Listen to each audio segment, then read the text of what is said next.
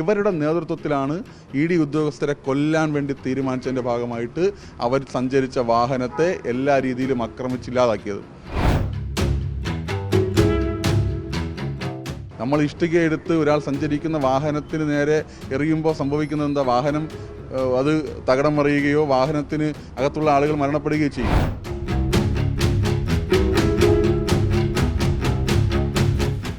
അപ്പോൾ ഇങ്ങനെ അനുസ്മരണങ്ങളും സ്വപ്നങ്ങളും ഒക്കെ ജയിലിൽ വെച്ച് നടത്തേണ്ട ഗതികേടിലേക്ക് CPMൻ്റെ ഈ പ്രവർത്തകർ മാറിയിട്ടുണ്ട്. 60 ദിവസമായി വീട്ടുകാരെ കാണാതെ ഇഷ്ടമുള്ള ഭക്ഷണം കഴിക്കാൻ പറ്റാതെ ഈ പറയുന്ന ആക്രമണത്തിൻ്റെ എല്ലാ കോടതി വരാന്തകൾ കയറി ഇറങ്ങുകയാണ്. അപ്പോൾ നേതാക്കന്മാരുടെ പേരുകൾ ആര് തന്നെ പറയും?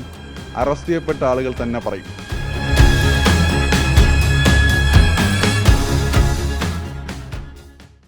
നമസ്കാരം.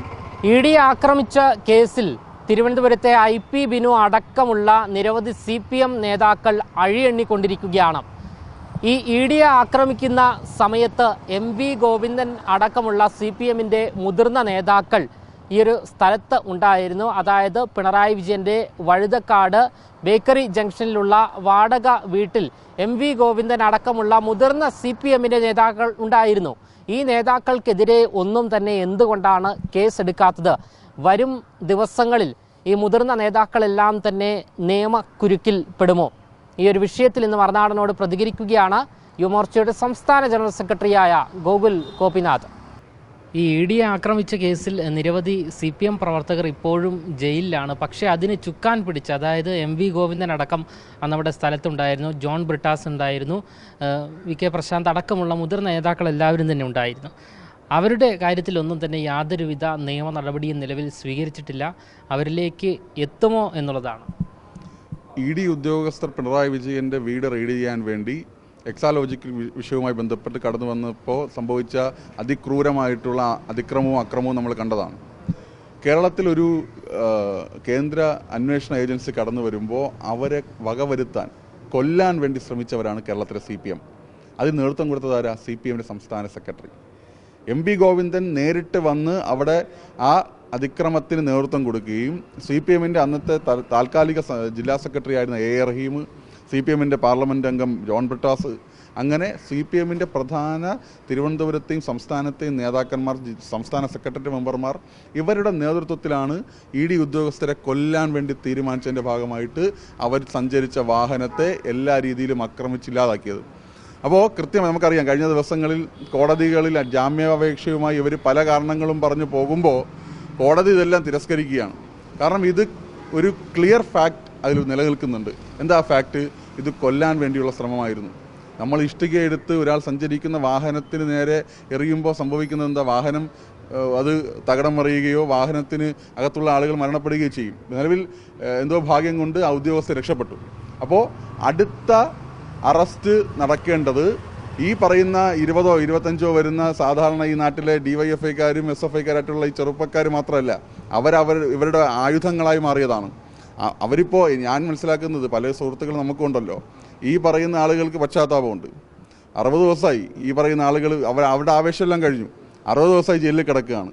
അപ്പോൾ ഇന്നലെ ഞാനൊരു ഫേസ്ബുക്ക് പോസ്റ്റ് കണ്ടു. IP ബിനു VS അച്യുതാനന്ദനെ അനുസ്മരിച്ചു, ഇവിടെ സെൻട്രൽ ജയിലിൽ അനുസ്മരിച്ചു. അപ്പോൾ ഇങ്ങനെ അനുസ്മരണങ്ങളും സ്വപ്നങ്ങളും ഒക്കെ ജയിലിൽ വെച്ച് നടത്തേണ്ട ഒരു ഗതികേടിലേക്ക് CPMൻ്റെ ഈ പ്രവർത്തകർ മാറിയിട്ടുണ്ട്. അതിന് കാരണക്കാരായിട്ടുള്ള പോകുന്ന നേതാക്കന്മാരോട് അവർ പറയുന്നുണ്ട്, ഇന്ന അണ്ണൻ പറഞ്ഞിട്ടാണ്, ഇന്ന ചേട്ടൻ പറഞ്ഞിട്ടാണ്, ഇന്ന സഖാവ് പറഞ്ഞിട്ടാണ് ഞാനിതൊക്കെ ചെയ്തത് എന്നുള്ളത് ഇവർ പറഞ്ഞു തുടങ്ങിയിട്ടുണ്ട്. കാരണം 60 ദിവസമായി വീട്ടുകാരെ കാണാതെ ഇഷ്ടമുള്ള ഭക്ഷണം കഴിക്കാൻ പറ്റാതെ ഈ പറയുന്ന ആക്രമണത്തിൻ്റെ എല്ലാ കോടതി വരാന്തകൾ കയറി ഇറങ്ങുകയാണ്. അപ്പോൾ നേതാക്കന്മാരുടെ പേരുകൾ ആര് തന്നെ പറയും? അറസ്റ്റ് ചെയ്യപ്പെട്ട ആളുകൾ തന്നെ പറയും. നേതാക്കന്മാരാണ് ഞങ്ങൾക്കിത് പറഞ്ഞു തന്നതും കൊല്ലാൻ വേണ്ടി പറഞ്ഞതും ആ ശ്രമത്തിനെല്ലാം നേതൃത്വം കൊടുത്തതും MV ഗോവിന്ദനും A റഹീമും ജോൺ ബ്രിട്ടാസും അടക്കമുള്ള നേതാക്കന്മാർ തന്നെയാണെന്നുള്ളത് ഈ IP ബിനു ഉൾപ്പെടെയുള്ള പോരാളി ഷാജിയാണല്ലോ ഇവരുടെ IP ബിനു അടക്കമുള്ള ആളുകൾ പറയുമെന്നുള്ളതാണ് ഞാൻ മനസ്സിലാക്കുന്നത്. വരുന്ന ദിവസങ്ങളിൽ പുതിയ AKG സെൻറ്ററിന് അടക്കം ED ഉദ്യോഗസ്ഥരെ ആക്രമിച്ചുമായി ബന്ധപ്പെട്ട് ഉദ്യോഗസ്ഥർക്ക് റെയ്ഡ് നടത്തി അതിൻ്റെ ഗൂഢാലോചന തെളിയിക്കേണ്ടി വരും, ഫോൺ കോളുകൾ പരിശോധിക്കേണ്ടി വരും. അപ്പോൾ കൃത്യമായി CPM ആസൂത്രണം ചെയ്തൊരു കൊലപാതക ശ്രമത്തിൽ നിന്ന് ED ഉദ്യോഗസ്ഥർ തലനാരിഴയ്ക്ക് രക്ഷപ്പെടുകയാണ് ചെയ്തത്. നമ്മുടെ കേരളത്തിൽ വന്ന് നമ്മുടെ സ്വത്തിനും ജീവനും ഒക്കെ സംരക്ഷണം ലഭിക്കുന്നതിന് വേണ്ടിയും അതിൻ്റെ അകത്ത് ക്രമക്കേടുകൾ സംഭവിക്കുമ്പോൾ, സ്വജനപക്ഷപാതം സംഭവിക്കുമ്പോൾ അതിനെ തിരുത്തുകയും അതിനെ നിയമത്തിന് മുമ്പിൽ കൊണ്ടുവരുന്ന ഈ രാജ്യത്തിൻ്റെ സ്വത്തായിട്ടുള്ള ഉദ്യോഗസ്ഥരെ കൊല്ലാൻ ശ്രമിച്ചത് ഈ രാജ്യവിരുദ്ധ പ്രവർത്തനത്തിൻ്റെ ഭാഗമാണ്.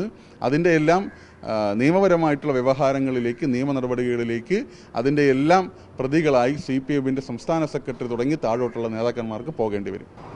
എന്തായാലും അന്ന് ED ആക്രമിക്കുന്ന ആ ഒരു സമയത്ത് പിണറായി വിജയൻ്റെ വാടക വീട്ടിലും അതുകൂടാതെ പരിസരങ്ങളിലും ജോൺ ബ്രിട്ടാസ്, അതുകൂടാതെ MV Govindan, V Joy, VK Prashant അടക്കമുള്ള CPMൻ്റെ മുതിർന്ന നേതാക്കൾ എല്ലാവരും തന്നെ ഉണ്ടായിരുന്നു. അവരെ ആരും തന്നെ നിലവിലിപ്പോൾ പോലീസ് അറസ്റ്റ് ചെയ്യുകയോ ഇതുമായി ബന്ധപ്പെട്ട് കേസ് രജിസ്റ്റർ ചെയ്യുകയോ ഒന്നും തന്നെ ചെയ്തിട്ടില്ല.